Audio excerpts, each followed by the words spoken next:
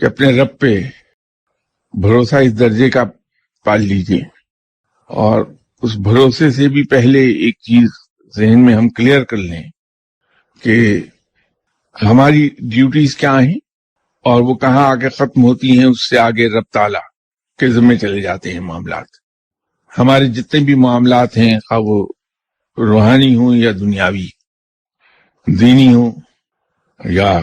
اس فانی دنیا سے تعلق رکھنے والے، ہمارے ذمے صرف ایک چیز ہے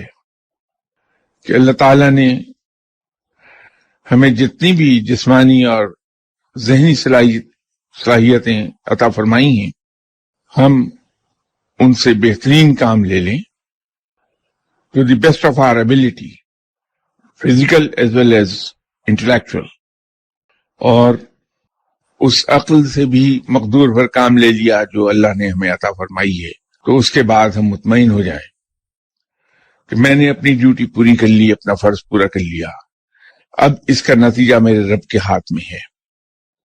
وہ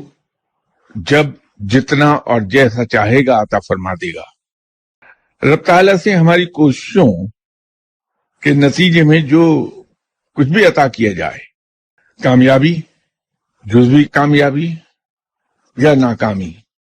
اس کو ہم اس ایمان کے ساتھ بڑی خوشدلی کے ساتھ قبول کر لیں، تسلیم کر لیں کہ میرا رب بہتر جانتا ہے کہ میرے لیے کیا اچھا اور کیا برا۔ جو کچھ میرے رب نے مجھے عطا فرمایا وہ یقیناً میرے لیے بہتر ہے۔